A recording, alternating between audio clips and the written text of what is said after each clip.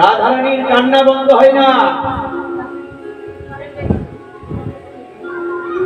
কাঁদতে কাঁদতে রাধারানীর এমন একটা অবস্থা হয়েছে মায়েরা,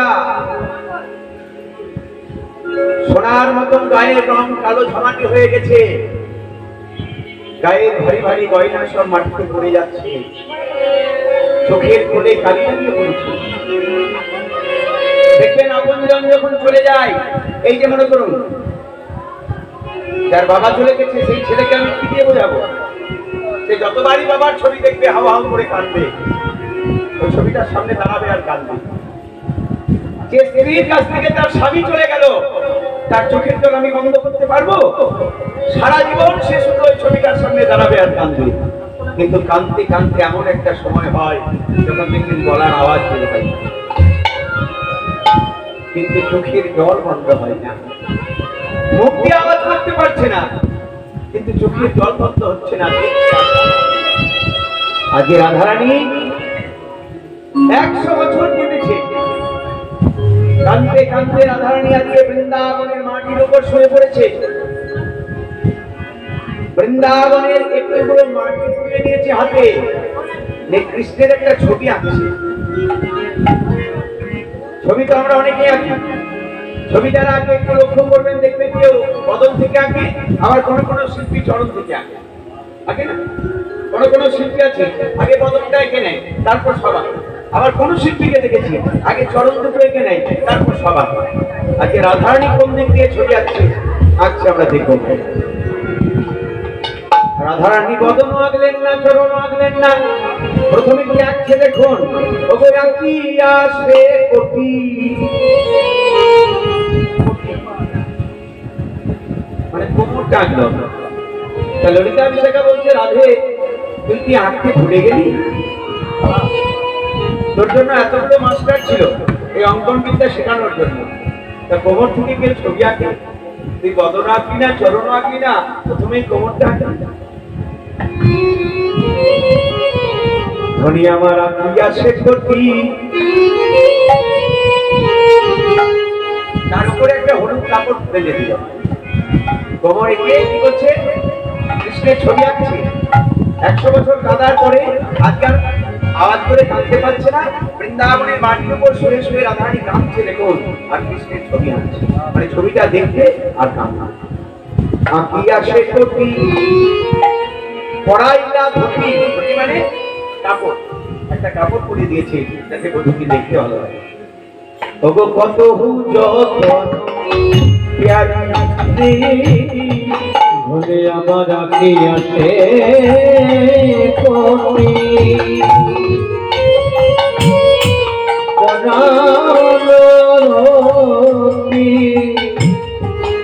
কত না যতন করি। তো ভালো করে খেয়াল করুন ভাইরা, প্রথমে কি আঁকলো? কোমর। কোমর আঁকার পরে কি করলো? কাপড় বেঁধে দিল। এবার কোমরের পরে এই জায়গাটাকে কি বলে? একটু একটু করে আঁকছে। প্রথমে কোমরে গেছে, তারপরে এই জায়গাটা আঁকছে। এই জায়গাটাকে বলা হয় নাভি সরোবর। এবার নাভি সরোবর আঁকিলা, তারপর ওগো নাভি সরোবর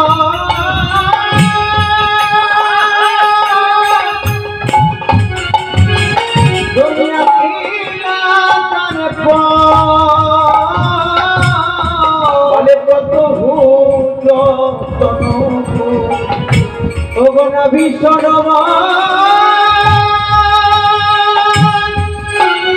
আকিল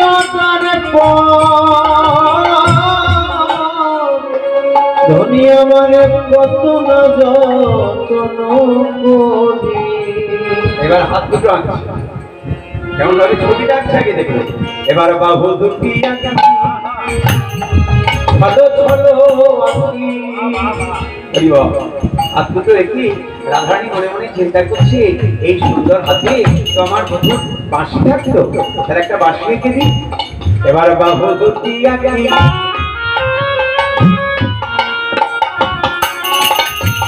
ভালো ছলো আঁকি, একটা একটা মুরলি লতারে তলে ধনে মার বহুত পিয়াকি ছড়ো আঁকি মুরলি দিল সে কবে। আর বাঁশিটা একেই রাধারানী কাঁদতে শুরু করেছে। এতক্ষণ কাঁদেনি, কিন্তু বাঁশিটা যেই না এঁকেছে কাঁদছে। কি বলে কাঁদছে জানেন? বলছে একবার শোনাও তোমার ওই মুরলি গান, একবার শোনাও তোমার ওই সেই মুরলির গান, যা শুনে যমুনা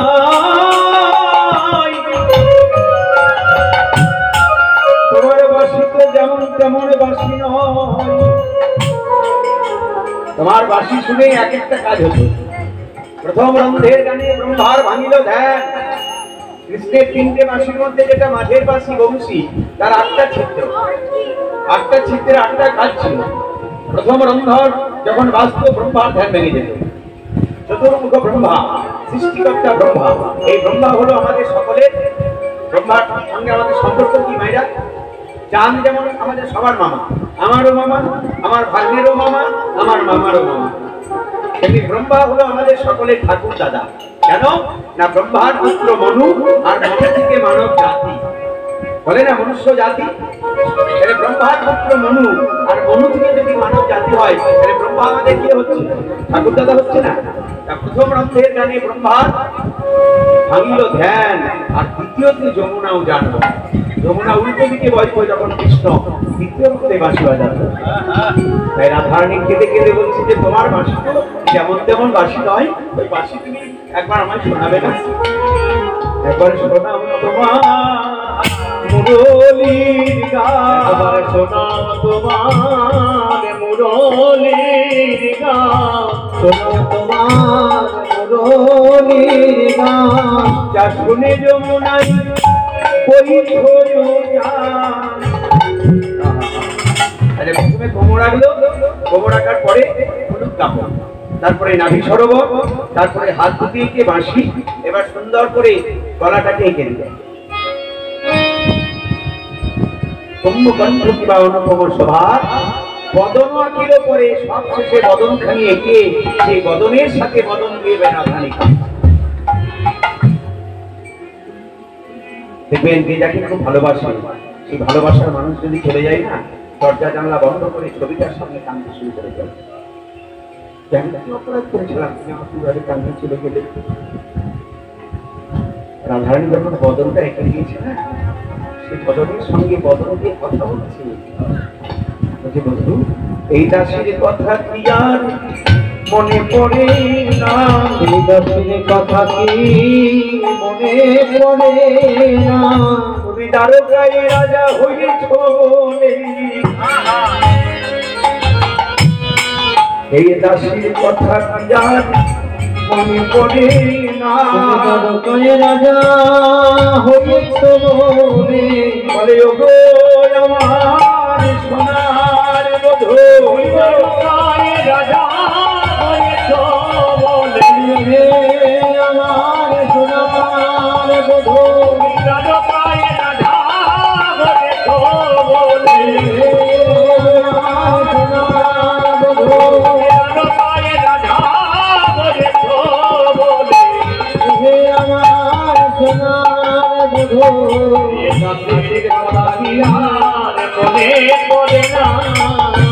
এবারে এই যে রাধারানীর সখীরা, এই 8জন সখী রাধারানীর কাছে সবসময় থাকতো। ললিতা, বিশাখা, চিত্রা, চম্পকলতিকা, সুদেবী, রঙ্গবতী, তারা বলছে রাধে, আচ্ছা তোর কি মাথা খারাপ হলো? বলে কেন? আমাদের মনে হয় তোর মাথা খারাপ হয়ে গেছে, কারণ ছবি কেউ কোমর থেকে আঁকে, হ্যাঁ ছবি আঁকলে বদন থেকে আঁকে, নাইলে চরণ থেকে আঁকে, তুই কোমর থেকে কেন ছবিটা আঁকলি? রাধারানী বলছে ললিতারে, আমিও ভেবেছিলাম চরণ থেকে আঁকবো। আমি যে ভাবিনি তা নয়, আমি ভেবেছিলাম চরণ থেকে আঁকবো, কিন্তু চরণ থেকে আঁকতে গিয়ে মনে আমার ভয় হলো। বলে কি ভয়? বলে বধূর চরণ ছিল, তাই তো ব্রজ ছেড়ে চলে গেছে। দেখুন আমার বধূর চরণ ছিল, তাই তো ব্রত ছেড়ে চলে গেছে। এবার চিত্রে যদি চরণ এঁকে দিই, মানে ছবিতে যদি পা দুটো এঁকে দিই, আর চিত্রটা যদি চলে যায়, তবে আমি নিয়ে আর ঘরে রইব, আমি আর ঘরে রইব। চরণ পেলে চিত্র যদি যাইবে চলে, তবে আর ঘরে রইব। চরণ পেলে চিত্র যাইবে চলে, আর ঘরে রইব। এটা হলো বৃন্দাবনের রাধারানীর বিরহের কথা। কিন্তু রাধারানী এত কাঁদছে কেন? আজকে রাধারানীর কান্নার কারণ কি? মায়ের এক ফোঁটা দুধের ঋণ শোধ হবে না কোনো দিন, জন্ম জন্মান্তরে করিলে সাধনা। জননী জন্মভূমিষ্ঠ স্বর্গাদপি গরীয়সী মা। স্বর্গের উপরে যদি কিছু থাকি, সে হলো তুমি আমার মা। তাই সবার কাছে অনুরোধ, যদি ভগবানের আসনে কাউকে বসাতে চান, বাবাকে বসাবেন, মাকে বসাবেন। চরণে যদি পুষ্পাঞ্জলি দিয়ে কাউকে পুজো করতে হয়, সেটা একমাত্র মা বাবা। তার বাইরে কোনো দেবতা আছে বলে আমার জানা নেই। জীবনে যদি শান্তি পেতে চান,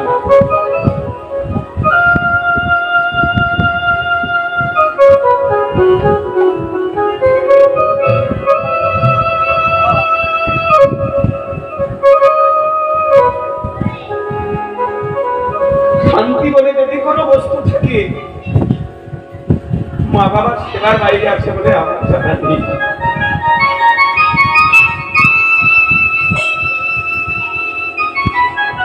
দেখবেন সেবা করে তার মধ্যে কি আনন্দ আছে। যারা সব কিছু করতে পারে একটা সন্তানের জন্য, সেই ছেলে যদি কোনোদিন বলে যায় যে তুমি আমার জন্য কি করেছো, এই কথা সহ্য করতে পারবে মা বাবা? কোন ছেলে যদি বড় হয়ে বলে দেয় যে আমার জন্য তুমি কি করেছো, এর থেকে আর পাগলের প্রশ্ন হয়?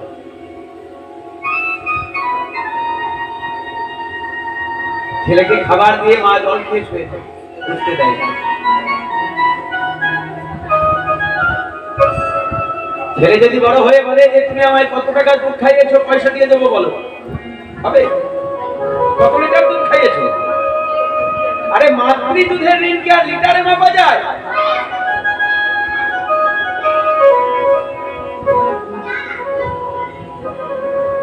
মায়ের এক ফোঁটা দুধের ঋণ শোধ হবে না কোনো দিন, জন্ম জন্মান্তরে করিলে সাধনা। দয়াবতী দয়াবতী গতপিনী দয়াবতী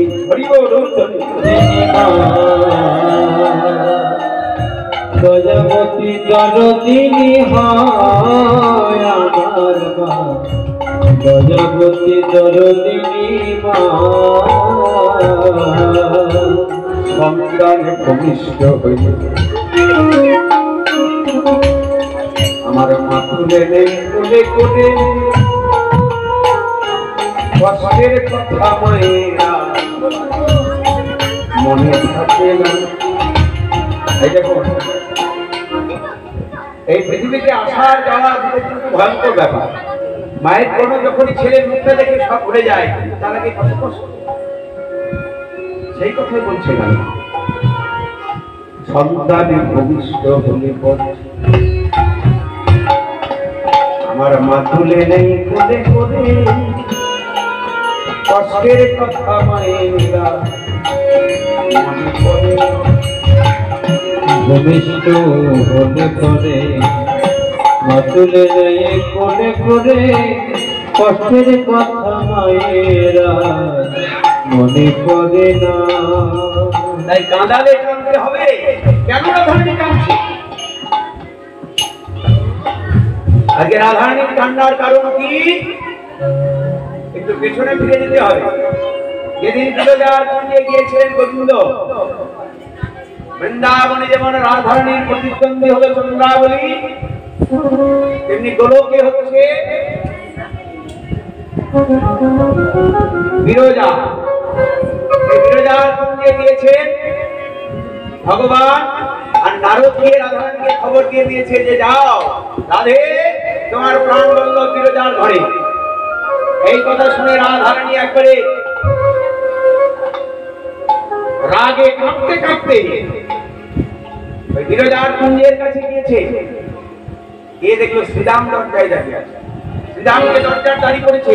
শ্রীরামকে বলে দিয়েছে যে তুই ভেতরে কাউকে আসতে দিবি না।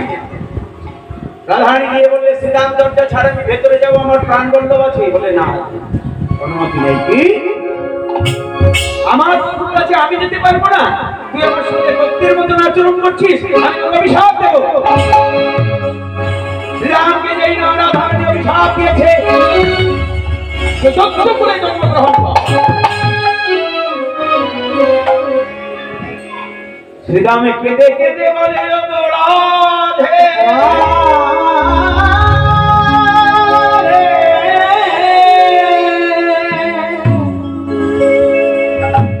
রাধে আমি তো কোনো অপরাধ করিনি, অপরাধ করিনি। বিনা দোষে তুমি আমায় অভিশাপ দিলে। তত্ত্ব করে আমার জন্ম হবে। তত্ত্ব করে জন্ম মানে গোবিন্দকে ভুলে থাকা। আর গোবিন্দকে ভুলে থাকার কি কষ্ট, কি জ্বালা, কি যন্ত্রণা তুমি জানো না। তাই আমিও তোমায় অভিশাপ দিয়ে গেলাম রাধে, তোমায় কাঁদিতে হবে, কাঁদিতে হবে, কাঁদিতে হবে না। কত বছর কৃষ্ণ বলে কাঁদিতে হবে না, কত বছর কৃষ্ণ বলে খোদাই বড়া করি, কত বছর কৃষ্ণ বলে বড়া করি দিয়ে, কত বছর কৃষ্ণ বলে খোদাই বড়া করি দিয়ে আনতে হবে না। আজকে সেই রাধারানী বৃন্দাবনের মাটির উপর ছবি আঁকছে, কৃষ্ণের নয়ন জলে ভাসছে। এটা হলো বৃন্দাবনের রাধারানীর বিরহ। আর এদিকে বিধির নন্দন দেবর্ষী নারদের মন খারাপ। মায়েরা, মন খারাপ হলে কোনো কিছু করার দরকার নেই, আমি আপনাদের বলে যাচ্ছি। যখনই দেখবেন মন খারাপ, তার সাথে ঝগড়াঝাটি হয়েছে, কোনো কিছু করবেন না, কোথাও যাবেন না। একটা পারলে ঠাকুর ঘরে বসে পড়ুন, সঙ্গে সঙ্গে ভগবানের নাম করুন। অশান্ত মন শান্ত হয়ে যাবে, কোনো কিছু করার দরকার নেই। যখনই দেখবেন মন খারাপ, ঠাকুর ঘরে বসে পড়ুন, তুলসী তলায় বসে পড়ুন, কিংবা কোনো একটা ফাঁকা ঘরে বসে পড়ুন। শুধু ভগবানের কাছে আপনার দুঃখের কথা জানা, অন্য কাউকে জানানোর দরকার নেই।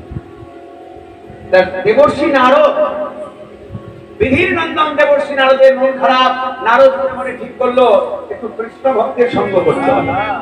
তা কৃষ্ণ ভক্তের সঙ্গ করতে গেলে কৃষ্ণ ভক্ত কোথায় পাবো? বৃন্দাবনে। তাহলে বৃন্দাবনে যাই, যাবো কিভাবে? নারদের বাহনের নাম কি?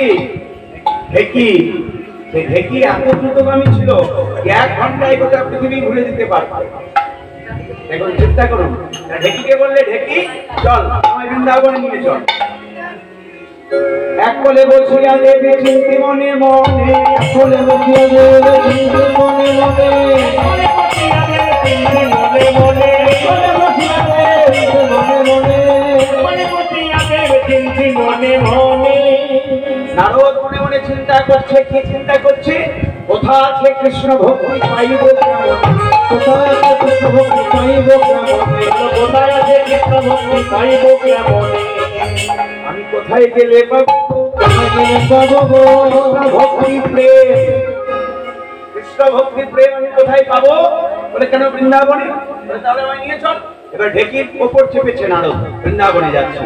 মনে চিন্তি দেবে ঋষি ঢেকিতে চড়িয়া, মনে চিন্তি দেব ঋষি ঢেকিতে চড়িয়া, দেব ঋষি ঢেকিতে চড়িয়া, দেব ঋষি ঢেকিতে চড়িয়া, দেব ঋষি ঢেকিতে চড়িয়া, দেব ঋষি ঢেকিতে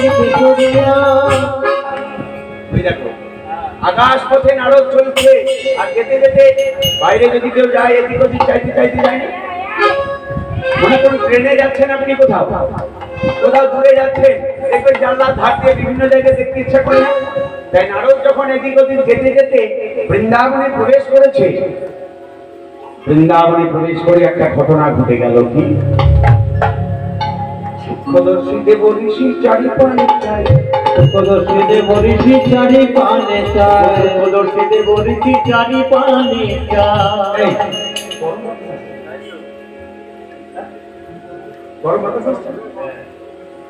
বৃন্দাবনে এলাম আমি একটু জ্বালা ঝোলানোর জন্য, আর বৃন্দাবনে এসে গোটা শরীর আমার কোথা হতে তাপে আসি লাগে মরে যায়, কোথা হতে তাপে আসি লাগে মরে যায়। তবে আমার নাম নারদ। আমি শেষ দেখেছি এই দিকে নেমে যেদিক দিয়ে গরম বাতাস আসছে সেই দিকে হাঁটতে শুরু করেছি। আচ্ছা, কোথা থেকে বাতাসটা আসছে আপনারা বলতে পারবেন? এই গরম বাতাসটা কোথা থেকে আসছে? ওই যে বৃন্দাবনের মাটির উপর শুয়ে আছে রাধারানী। হা কৃষ্ণ। এই যে বিরহের বাতাসটা যখন বের হচ্ছে, ওই বাতাসটা দেবশ্রীর গায়ে গিয়ে লাগছে, বসে করে জ্বলে পড়ে ছাই হয়ে যাচ্ছে। নারদ এই দৃশ্য দেখিয়ে বলছে, ওরে বাবা, এই বৃন্দাবনে এলাম আমি একটু শান্তি পাবার জন্য, আর রাধারানীর এই অবস্থা। রাধারানীর ওই অবস্থা দর্শন করে নারদ মনে মনে প্রতিজ্ঞা করলো, আর আমি বৃন্দাবনে থাকবো না, এক মুহূর্ত থাকবো না। যে কৃষ্ণ ভক্তকে এত ব্যথা দেয়, এত কষ্ট দেয়, আমি সেই কৃষ্ণের কাছে যাব। দেখি তুই আমার নিয়ে চল, আমায় নিয়ে চল। কৃষ্ণ কোথায় আছে? কৃষ্ণ কোথায় আছে? দ্বারকায়। তাই ঢেকি করে চেপে একবারে নারদ চলে এলো কোথায়? দ্বারকায়। আর দ্বারকায় এসে নারদ, দেবর্ষী নারদ, তার হাতে থাকে কি? বীণা। বীণাকে বললেন, ওরে বীণা, আজকে এই দ্বারকায় এমন একটা গান গাইবি, যে গান দ্বারকার মানুষ জানে না। এমন একটা গান গাইবি যে গান দ্বারকার মানুষ জানে না। কোন গান? আজকে তুই কৃষ্ণ নাম করবি না, বলো বলো যন্ত্র। দেখুন দ্বারকায় এসে নারদ শুরু করে দিয়েছে, বলো বলো যন্ত্র, রাধা নামের মন্ত্র। রাধ মাত্র দুটো অক্ষর, আর কিছু লাগবে না, একবারে শান্তি পেয়ে যাবে। বলো বলো যন্ত্র, রাধা নামের মন্ত্র, যাবে যত মজা, কেউ নাই না। বলো বলো যন্ত্র, রাধা নামের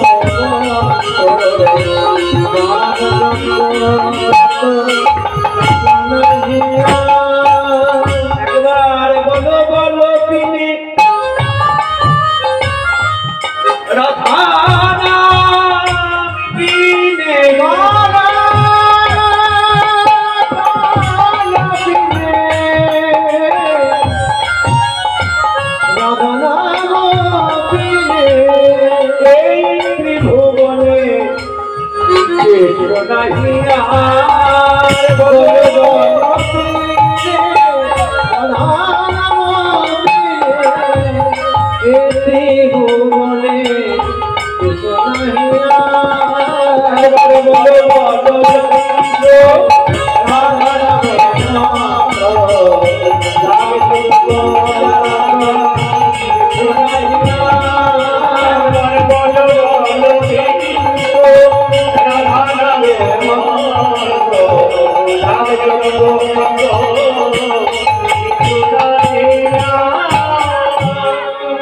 ভগবান শ্রীকৃষ্ণচন্দ্র কি সবাই দিয়েছেন তো? বিনাতে রাধা নাম গাইলো, আর দ্বারকায় এসে এর নাম নারদ। দুরকমই দুটোই রাখলো, গান গাইলো রাধারানী, আর দ্বারকার মাটিতে এসে বললো ভগবান শ্রীকৃষ্ণচন্দ্র কি। সিংহ শ্রীকৃষ্ণ যেই না রাধা নাম শুনেছে আর রাধা নাম শুনে থাকতে পারছে না, সিংহাসন থেকে এক পা করে উঠে চলে আসছে। এইবার এই দ্বারকায় রাধা নাম কি গাইছে? এই দ্বারকার মানুষ তো রাধা নাম জানে না। ওই রাধা নাম,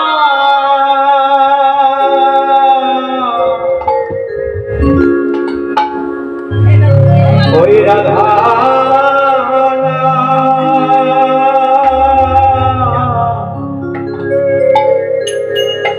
রাধা নাম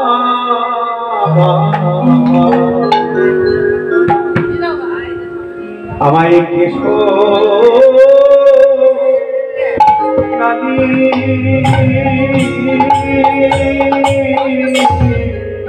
ওই রাধা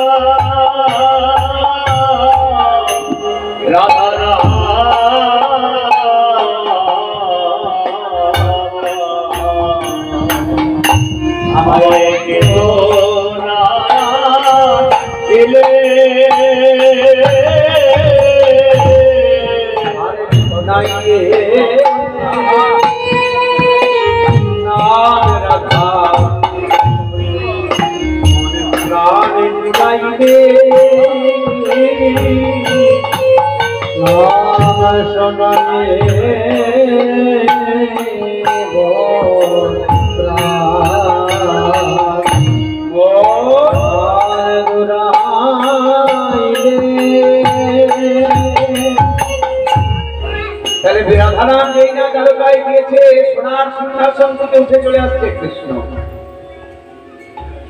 দ্বারকার মানুষ তো রাধা নাম জানে না, এমন পাগল কথা শুনে এই রাধা নাম গাইছে। ওই রাধা